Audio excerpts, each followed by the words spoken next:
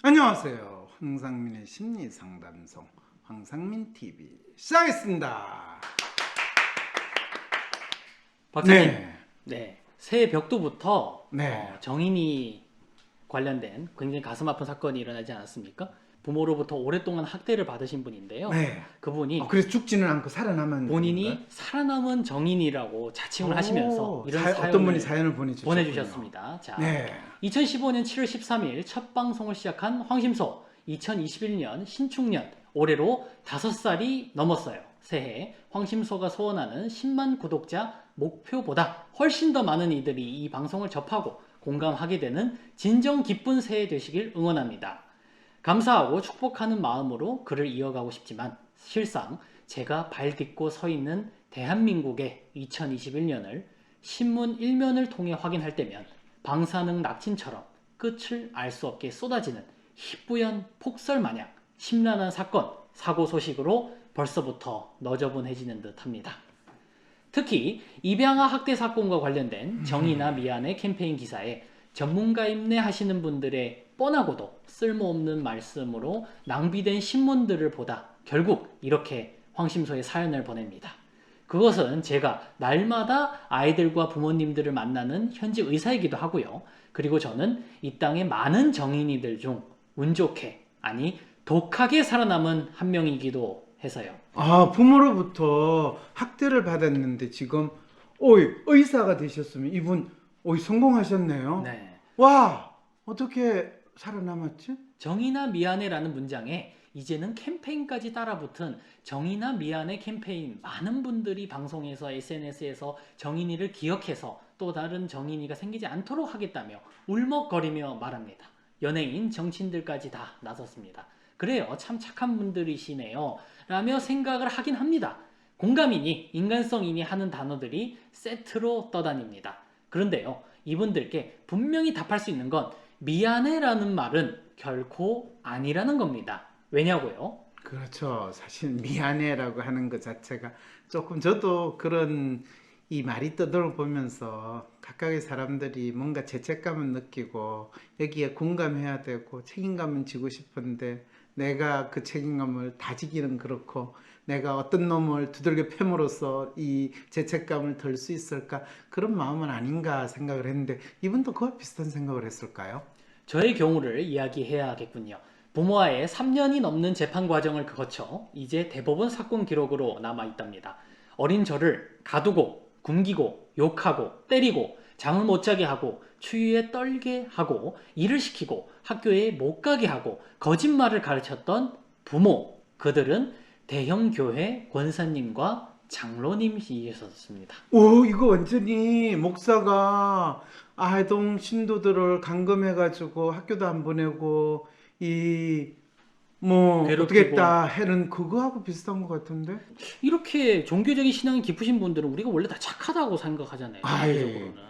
착한 모습으로 보여야지 비즈니스가 되니까 가장 극과 속이 다른 인간들이 종교에 심취한 사람들 또는 종교를 내세워서 살아가시는 분들이 안타깝게도 우리 사회에서는 착한 모습을 보이려고 노력하지만 속으로는 엄청 사악한 마음으로 지내시는 분들이 참 많죠. 특히 옛날 연대 장로였죠. 저를 자른 정가병 그런 교수 같은 인간 총장 그런 사람들이 다 교회 장로예요. 장로예요. 네, 그리고 얼마나 그놈하고 착한 자식 뒤로는 온갖 지저분한 짓은 다 하고 온갖 나쁜 짓은 다 해도 그거는 결코 드러나지 않아요. 그 입양 에세이에서도 사실은 자기의 신앙이나 기도를 엄청 얘기를 했었잖아요. 정인의 양모가.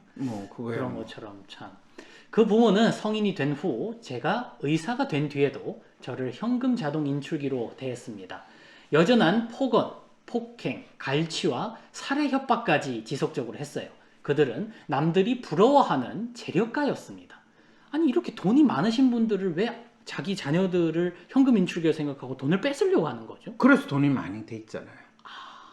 그렇군. 99마리의 양을 가진 인간은 한 마리의 양을 가진 사람들한테 그 양을 빼들어서 100마리를 채우려고 하는 게 부자의 심리. 특히 교회를 다니신 분은 성경책을 통해서 그걸 많이 배우잖아요. 그렇군요. 그래서 교회 헌금을 해야죠. 11조. 법원에 불려 나와서도 오히려 제게 부모를 고소한 폐류나라고 했던 그들에게 제가 정말 듣고 싶었던 말은 미안해가 아니었습니다. 저는 그들에게 가족으로, 딸로 받아들여지고 인정받고 싶었던 것 같습니다. 나라는 존재 그 자체로 인정받고 싶은 목마름이 있었던 것 같습니다. 그리고 이제는 압니다. 그 인정을 부모에게 받으려 하다가 그들의 노예로 스스로 족쇄를 채우고 살아왔다는 것을요. 근데 항상 어렸을 때부터 부모한테 착하고 부모한테 잘해야 되고 효도해야 된다는 말을 엄청 교육을 받잖아요. 네. 무의식적으로 계속 어떻게 보면 그런 교육이 계속 본인들을 노예로 만드는 그런 교육이라고 얘기할 수 있는 건가요? 본인이 진짜 그 훌륭한 교육을 왜 노예로 만드는 교육이라고 생각해요? 부모한테 잘해야죠. 부모 말씀 잘 들어야죠. 근데 그걸 그렇죠. 지금 노예로 교육이라고 그러면 안 되죠. 그 그런데 인정을 지금 받으려고 했다고 해서 아니, 이분 스스로가 자신을 학대하고 자신을 밥도 안 주고 괴롭히는 그 부모라도 내 부모한테 내가 인정받고 싶어 하는구나. 지금 대한민국 국민들 목소리에는 귀를 안 기울이고 권력을 행사하는 그 권력자들한테 조금이라도 인정받고 저 착한 국민 맞죠? 저 착한 국민으로 잘 살아갈래요. 이렇게 하는구나. 비슷하다는 뜻에서 이야기를 하는 거지. 무조건 훌륭한 부모님 말씀을 잘 듣고 훌륭한 사람이 돼야 되는 거 당연한 거지. 본인이 지금 부모님 말씀 제대로 안 들었다고 해서 지금 그렇게 이야기하면 안 되죠. 네, 사람들은 정인이 양부모들이 왜 정인이를 입양했을까 궁금해합니다. 양부모에 대해 궁금해하며 질문하는 사람들에게 저는 오히려 되묻고 싶습니다. 우리 집에 들인 강아지, 그 강아지를 주로 씻기고 먹이고 똥을 치우는 일은 엄마가 떠맡게 되는 현실. 이 강아지와 함께 사는 누군가 해야 하는 귀찮은 일이 됩니다.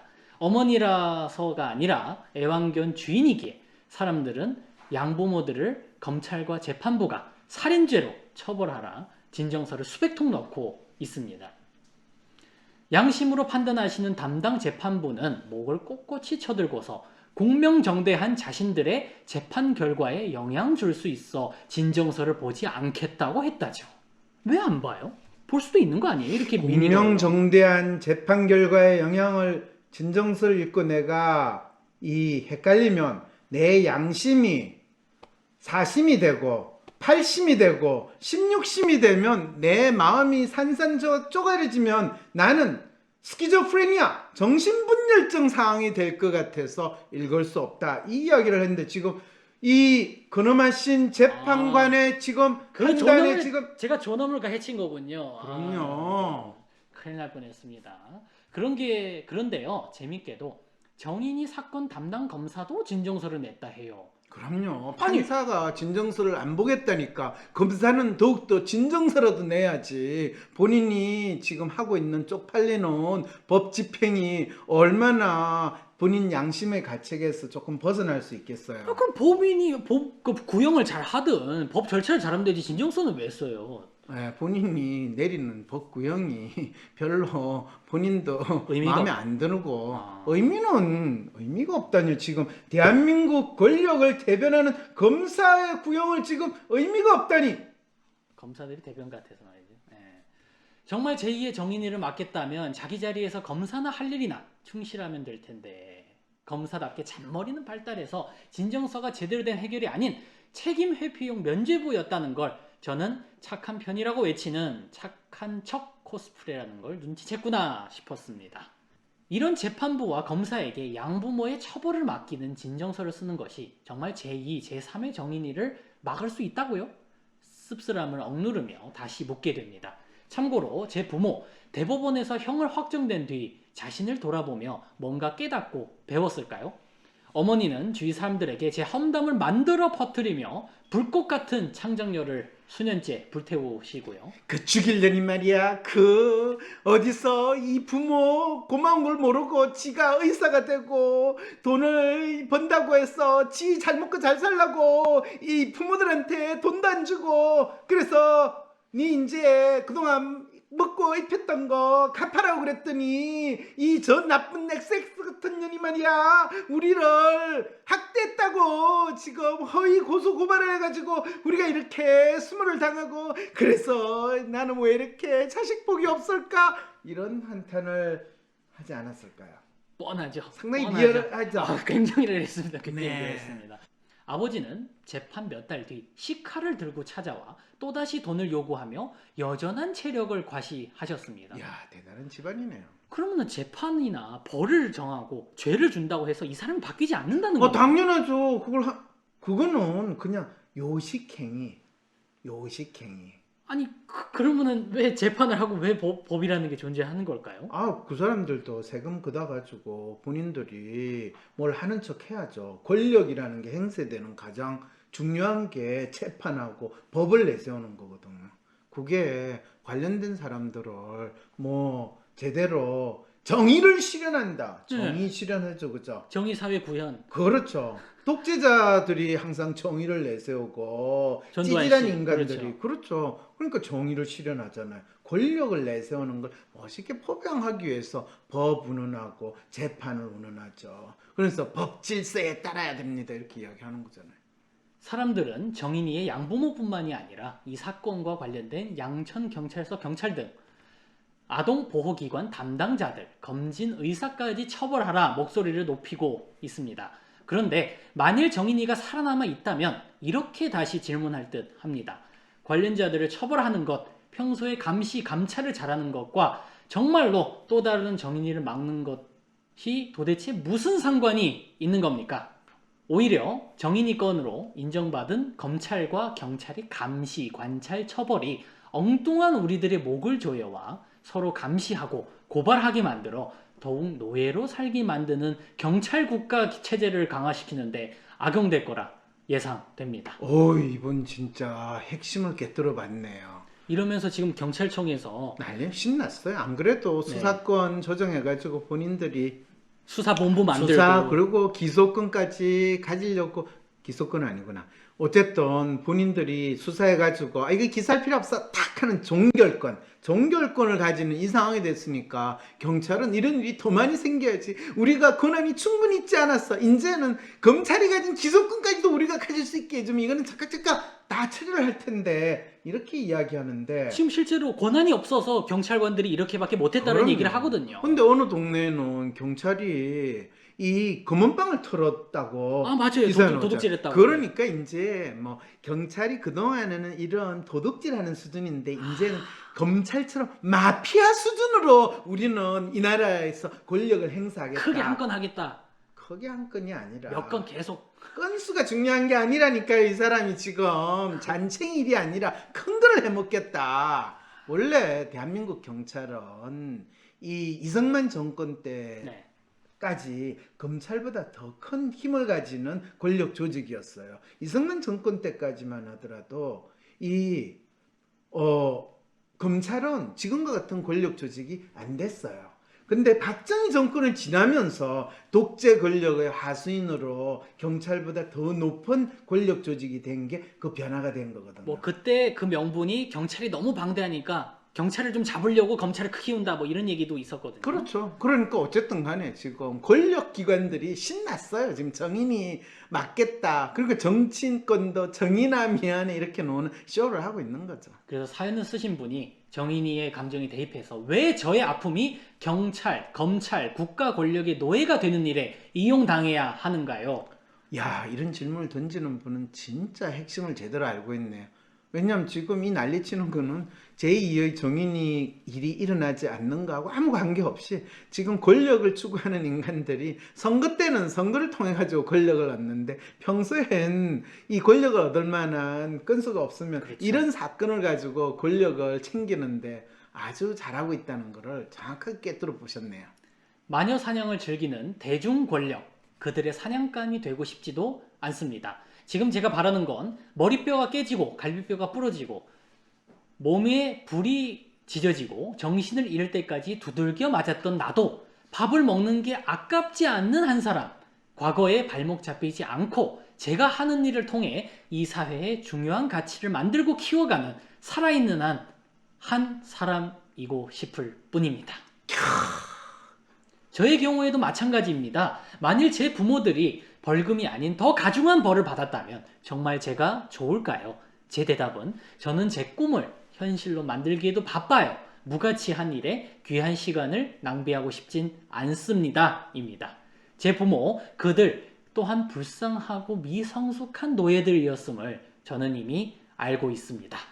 이 상황에도 답답한 문재인 대통령께서는 정인이 사건 후속 조치로 입양 절차에 대한 정부 관리를 강화해야 한다는 말씀을 하시네요. 그러니까 기댈 곳 없는 아이들이 새 가족을 찾기 더욱 어렵게 만드는 거잖아요. 아휴, 이렇게 말씀을 남기시네요. 국회의원까지 거치신 신의진 세브란스 병원 소아정신과 교수는 소아정신과 전문의들은 아이의 표정과 행동을 꼼꼼하게 관찰해 기록한다며 자기 밥그릇을 챙기는 모습과 함께 아이가 부모의 손길을 피하면 학대를 의심하라 라는 기가 차는 말씀을 하십니다. 조두순 사건으로 몸값을 톡톡히 불린 경험이 있어서인지 이번에도 초전문가를 자처하시네요. 겨우 2, 3분, 길어야 5분 진료하는 소아정신과 전문의들이 무슨 학대를 파악한다고 이런 전문가 코스프레를 대중들에게 저렇게 또렷이 하실까요? 근데 실제로 그 소아과에 구내염이라고 진단을 내리신 그 의사도 본인의 억울함 얘기하시면서 나는 3분 진료밖에 안 했는데 내가 어떻게 볼 수 있느냐 이런 식으로 얘기를 하셨거든요. 그래요. 그러니까 지금 소아정신과 전문의라면 3분 진료를 하면서 딱 보고 너는 학대를 당했구나 라고 알 수 있다고 지금 저분이. 아니 정신과 의사들이 무슨 궁예입니까? 앉아서 3분 보면 딱 어떻게 알아요? 그거 또 조현병 뭐 주고 약 주고 정신과 그렇죠. 약 그래서 주고. ADHD 진단 주고 약 주고 조현병 진단하고 약 주고 하는 그거를 똑같이 하겠다는 거예요? 그렇죠. 걔가 내 약만 받아 먹었으면 안 죽었을 텐데 저분 나영이 주치의 자체해가지고 맞아요. 본인 몸값 올려가 국회의원 하신 분이거든요. 맞아요. 그걸 지금 이제 나영이는 뭐 살아 있으니까 네. 이제 됐고 조두순 나올 때도 저분이 막 뭐 한 말씀 하시는데 맞아요. 그런데 지금 정인이 죽었으니까 내가 보호자가 됐으면 내가 약 주고 걔를 살렸을 텐데 이런 지금 말씀하시는 거 아니에요? 그렇죠. 딱 그 얘기죠. 본인들의 그 권한이 더 권한이 더 있어야 된다. 소아정신과 전문의를 딱 본다. 이런 얘기를 하고 있거든요, 지금. 참, 본인이 또 나름 이런 사례를 이용하고 싶은 마음을 드러낸 것일까요? 네, 맞는 거 같네요. 아니면 전문가시니까 보면 알 수 있다. 척 보면 알 수 있어요. 특히 정신병이다. 딱 보면 알아요? 선생은 나는 착 보면 유 선생이 어떤- 제정신이 아니라는 건 알겠는데 네. 내가 정신과 의사가 아니라서 병명 약을 못 치시네요. 네. 저 굳이 병명도 안 붙여요. 좀 붙여주세요. 안 그러면. 네. 생존한 정인이로 말씀드립니다. 이런 정치인 전문가라는 자들이 저를 포함한 또 다른 정인이들에게 앞으로의 정인이들에게 전혀 도움되지 못하는 엉뚱한 짓들을 대책이라고 떠들어 자기 이름값 높이는 짓거리를 하게 만드는 건 바로 우리 자신들이었다는 걸요. 독하게 살아남은 정인이로 간곡히 부탁드립니다. 지금도 소리 소문 없이 사그러져가는 어린 생명들, 어리지 않더라도 귀한 생명들, 그들을 소중히 한다면 나는 바로 이 자리에서 무엇을 할 것인가, 어떻게 살 것인가 질문해 보시기를 바랍니다. 우리는 모두 다른 이름, 다른 삶을 살고 있으니 그 대답 또한 각자 달라야 할 것입니다. 지금 정인이 사건에 대한 제 대답은 이렇습니다. 저부터 제 진료실에서 환자들의 말을 들으려 합니다. 듣고 질문하려 합니다. 그래서 제 눈앞에 또 다른 정인이가 나타났을 때 미루지 않고 제 할 일을 할 겁니다. 의사인이 경찰서에 신고하는 것이 제 할 일을 다 한 걸까요? 이제는 경찰에 신고한 것으로 기대하지 않고 그 결과가 어떻게 되었는지 확인하고 또 확인할 것입니다. 그것이 나의 일이라 받아들일 것입니다. 이상한 상황이나 사건에 대해 침묵하지 않고 계속 관련된 사람들이 자신의 일을 잘 할 수 있도록 자신의 역할을 다 할 수 있도록 도와줄 것입니다. 제게 귀한 손 내밀어 주셨던 분들, 그분들이 마음을 나눠주셔서 저는 살아남았습니다. 저도 그들께 배운 소중한 가르침을 내 마음과 행동을 통해 나와 닮은 아이들에게 기회 있을 때 미루지 않고 전하고 나누는 것, 그것이 진짜 제가 해야 할 일이라고 믿습니다. 지금도 숨죽여 살아가고 있을 많은 정인이들에게 말합니다. 전쟁 같은 삶이겠지만 어떻게든 반드시 살아남아야 한다고. 어리석은 양부모에게 시간과 감정을 쓰는 것 그 자체로 낭비. 그건 귀한 너 스스로에 대한 예의가 아니다 라고 말입니다. 독하게 살아남아 내게 주어진 시간을 매 순간 최선을 다해. 두려워하지도 말고 주저하지도 말고 너답게 사는데 쏟아부으라고 말하고 싶습니다. 그것이야말로 이 땅에 지금도 잘 살고 있는 정인이 부모에 대한 최고의 최선의 복수라고 저는 믿습니다. 살아남은 자의 진정한 자기 목소리가 이렇게 들려오는군요. 예. 그리고 이분은 진짜 본인이 그렇게 어릴 때 학대받는 그 시간을 보내도 본인이 지금 의사가 됐다. 아마 학교 다닐 때 공부 되게 잘했나 봐요. 굉장히 열심히 하셨나 봐요. 학원 다녔을까요? 학대까지 했는데 어떻게 학원을 그렇죠. 갔겠어요? 예. 진짜 진정으로 공부 잘하는 분들이 이런 분들이에요. 그 학대받는 상황에서 그 학대받는 거, 네. 그 ADHD 약 먹으면서 자기 몸을 스스로 학대하는 게 아니라 그 부모의 학대를 자기의 이 내가 언젠가 살아남아야 되겠다. 살아남아야 됐다는 자기 삶의 의욕, 의지를 불태우는 그 연료로 사용한 이분만이 진짜 이분은 진정한 대한민국에서 당신이 진짜 영웅이네요. 지금 영웅 코스프레하고 영웅 만드는 이 혼란스러운 상황에서 당신이야말로 어떤 코로나 바이러스도 격퇴할 수 있는 진정한 영웅, 삶의 영웅이라고 할 수 있을 것 같습니다. 그런데 네. 이 편지에 어떤 분이 또 답장까지 보내오셨다고요? 답신이 왔습니다. 이야, 진짜 방송이 이렇게 놀랍게 될 수 있는 거 역시 우리가 사전 방송 시스템이 만들어진 게 굉장히 또 훌륭한 결과를 만들었군요. 그래요. 네. 그런데 어떤 답장이 왔어요? 생존한 정인님께 드리는 답장. 우선 뜨거운 생존자의 목소리를 직접 들을 수 있어 영광이라 말하고 싶습니다. 저 사람 약간 정치인 삘이 나는데 영광이에요. 만나 뵈서 영광이에요. 뭐 존경합니다. 뭐 이런 거. 진짜 마음에서 우러나오는 목소리겠죠. 저 단어가 별 마음에 안 드네. 선생님께서는 생존한 정인이로 우리가 어떤 상황에 처해 있더라도 인생을 포기하지 않고 나답게 살아야 하는 이유를 알려주셨네요. 왜 사는지, 무엇을 위해 사는지, 꿈꾸는 삶을 위해 어떤 행동을 해야 하는지 그 모두를 직접 보여주셨다고 생각합니다. 정의나 미안해 캠페인을 보며 저는 스스로에게 무엇이 진짜 정인이를 위한 애도인지 질문을 던져보았습니다. 사람들은 눈물로 미안하다 말하고 앞으로는 이런 일이 없는 세상을 만들겠다고 약속했습니다. 하지만 그건 진짜 애도가 아니라는 생각이 자꾸만 들었습니다. 그런데 오늘 선생님께서는 저에게 생존한 정인이로 진짜 애도는 이렇게 해야 한다는 것을 보여주셨습니다. 정말 감사합니다. 요즘 사람들은 죽지 못해 산다, 그냥 산다, 힘들다, 노답이다 라는 말로 자신의 삶을 규정합니다. 저는 그런 이야기를 들을 때마다 속으로 제 삶 역시 힘들고 지치고 주저앉아 울고 싶은 많은 날들이 있지만 그럼에도 불구하고 하루하루 살아보니 어느 순간 힘든 상황 속에서도 풍요로운 느낌을 가지는 저를 발견하게 되었다고 말하고 싶어졌습니다. 아마 사람들은 힘든데 풍요로운 기분은 무엇이냐? 라고 묻겠죠. 그래서 이 기분은 무엇일까 하나하나 뜯어 생각해보니 사는 것은 정말 힘든 일이지만 그래도 인생의 단맛뿐 아니라 쓰고 쉬고 씁쓸한 맛까지 느낄 수 있어 좋다는 것. 그래서 앞으로도 더 많은 더 다양한 삶의 맛을 느끼고 경험하며 살아가는 거라는 사실에 고통으로 가득한 삶이라도 신나게 즐겨보리라 다짐합니다. 진짜 멋있는 말이긴 한데 더 다양한 삶의 맛을 느끼고 경험하면서 살 거라는 사실.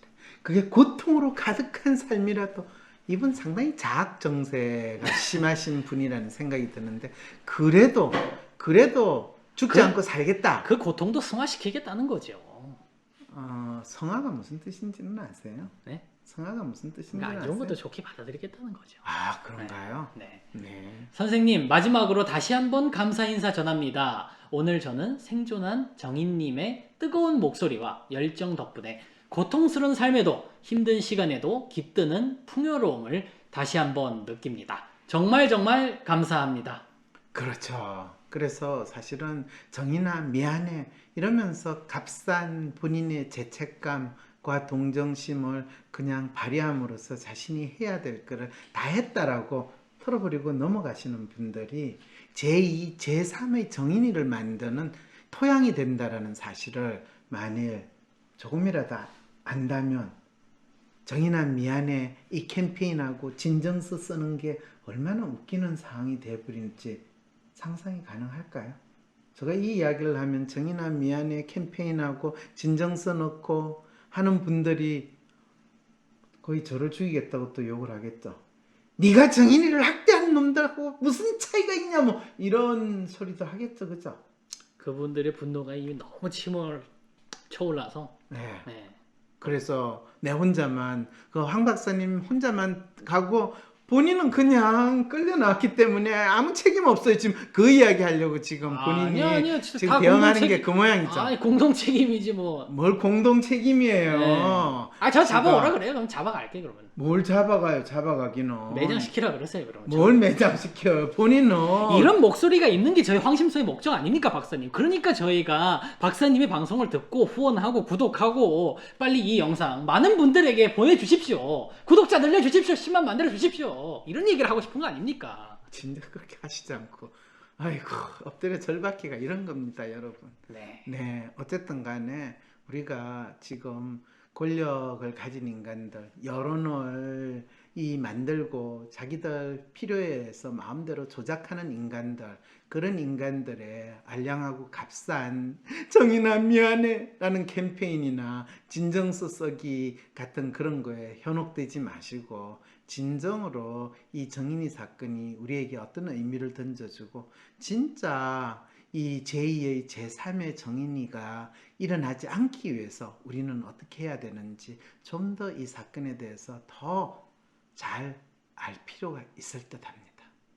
2월 20일 당신도 심리상담가가 될 수 있습니다. 심리학을 전공하지 않아도 상담대학원을 가지 않아도 전공, 학벌, 나이, 무관 심리상담가의 길을 시작해보세요. WPI 상담 코칭 전문가 과정에 참여하시면 황상민 박사님처럼 상담하실 수 있도록 박사님께 직접 WPI 상담 모델을 배우며 나의 고민뿐만 아니라 다른 사람의 고민까지 상담해주는 전문성과 WPI 프로파일을 해석하는 능력, 나와 다른 사람의 마음에 대한 이해, 고민 속에 숨겨진 문제를 찾는 통찰력까지 얻으실 수 있습니다. 꼭 상담가가 되지 않더라도 WPI 상담 코칭 전문가 과정에 참여하시면 나의 삶에서 발생한 문제를 스스로 해결하고 직장 내 대인관계나 업무에 어려움이 있을 때 남다른 성과를 내는 데 활용할 수 있습니다. 2월 20일 WPI 초급 과정 워크숍으로 시작하는 WPI 상담 코칭 전문가 과정을 통해 어떤 어려운 세상이 와도 내 길을 잃지 않는 지혜와 4차 산업혁명에도 유망한 심리상담가 직업에 도전해보세요.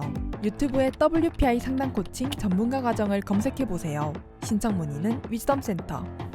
2021년을 성공의 해로 만들고 싶은 분들을 위해 준비했습니다.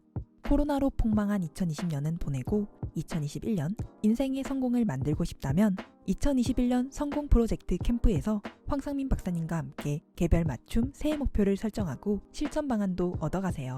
내년 새로운 도전이나 삶의 전환을 앞두신 분, 코로나로 인해 변화된 세상에서 진로가 고민이신 분, 새해가 걱정되고 계획을 세워도 작심삼일로 끝나시는 분, 그리고 이런 분들이라면 누구나 2월 6일 캠프에서 만나요. 이번 캠프에서는 황상민 박사님의 조언에 더해 참가한 모든 분들께 WPI 상담 코칭 전문가가 개별적으로 심도 깊게 WPI 프로파일을 해석해주고 황 박사님이 주신 솔루션에 대해 세부적인 코칭도 해드립니다. 심지어 엑스트라 옵션인 팔로우업 서비스를 추가 신청한 분들께는 캠프가 끝나고도 3, 4, 5월 매월 1회씩 총 3회 WPI 상담 코칭 전문가가 새해 계획과 실천에 대한 팔로우업 코칭도 해드립니다. 다가오는 2월 6일 2021년 성공 프로젝트 캠프에서 나에게 맞는 새해 목표를 설정하고 실천 방안도 받으셔서 성공적인 2021년을 만들어 보세요. 2021년은 당신의 성공이 시작되는 해가 될 것입니다. 신청 문의는 위즈덤센터.